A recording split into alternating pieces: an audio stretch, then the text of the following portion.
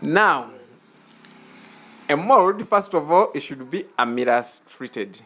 The reason why we treat it with amylase is to prevent the soap from reacting with the metal that we use to create the molds.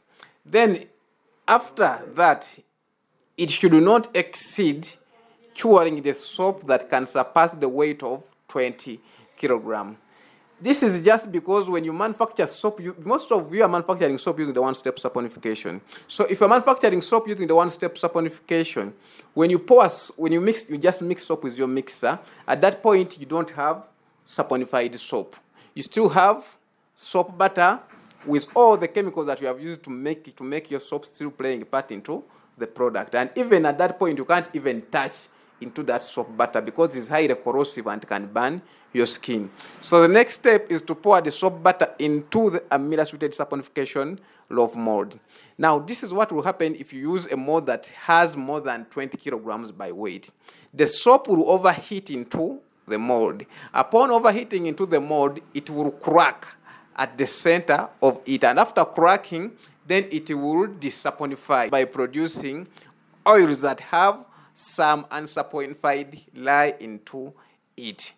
In that, you'll find some oils coming from your product. So when you call someone who sold you that mold, he will try to help you solve problems by telling you to add more fillers and builders into your product. However, kindly note that if you use more fillers and builders into your product, the soap will have a lower total fatty matter percentage, and hence you'll be manufacturing what we call a substandard product. How can you realize that what I'm manufacturing is substandard? When you manufacture a substandard soap, when you happen to use that soap onto the skin, it will leave parts of your skin dry. For instance, in these parts of your hands, you'll find that your hands will keep on drying out when you use that product. Even some parts here inside in the palm can even peel off. Or immediately after using your soap and you don't smear yourself with Vaseline or with any petroleum product, your skin will remain dry. Some soap, when you happen to use them maybe on the skin when you are using it to bathe, you feel like something is pulling the skin, like the soap is pulling sabuni ulirangasika, or so you feel like you are getting wrinkles onto your skin, onto your hand, and even in some extent you can get like a shining skin as if your skin is covered with a certain layer of cavera.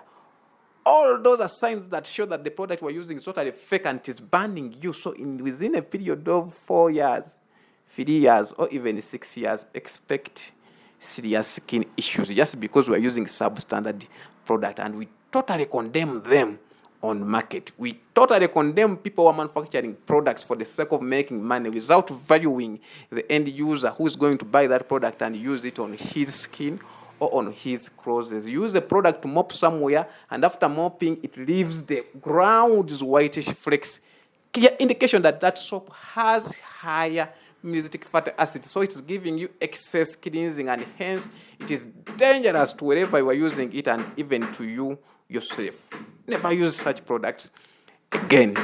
A perfect mold should be amylase treated, and at most it should accommodate or cure only 20 kilograms of soap. You can only get it at Kisa Projects at just a few garnishing 120,000. You are free to doubt whatever you're giving you and buy whatever you think is right for you, but still, you happen to realize that what you have got is wrong and it's giving you fake results. Buy what it will give you. So eventually, you come back for the right thing. I'm here to caution you, but not to prevent you from choosing whoever you want to choose or from buying whatsoever you want to buy. What determines the quality of the soap is not the raw materials you use, is not the formula that you use, but it is the fatty matter content. The higher the total fatty matter percentage of your product, the more quality the product will be, and vice versa. Most people manufacturing soap, in fact, it's not most, each and everybody manufacturing soap on a small scale production rate is using one-step saponification. It is only big companies that are manufacturing soap on a factory scale of production that are using the two-step saponification, because they are using the continuous and the kettle boiling method. There is a lot I would like to give you, but I think for now I'm going to stop here. For more information, choose KISA projects. For the science behind White Round River soap production, I repeat, we charge 250,000 Ugandan shillings.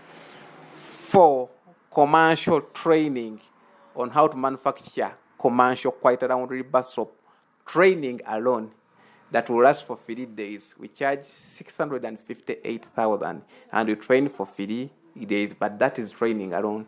The other training of the science behind White Round River soap production, we charge 250,000, and you study for only 4 hours a single day.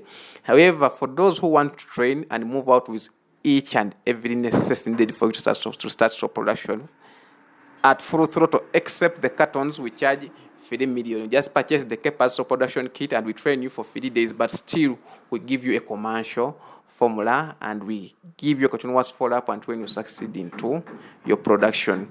Our training package for those who purchase the capacity production kit includes basic theory and application, product standardization, quality control and assurance, product branding, raw material acquisition, pricing and costing, and practicals which will last for 3 days. Simply purchase the KISA Projects Capacity Production Kit that goes at a 5 shillings, 3 million, and successfully get started.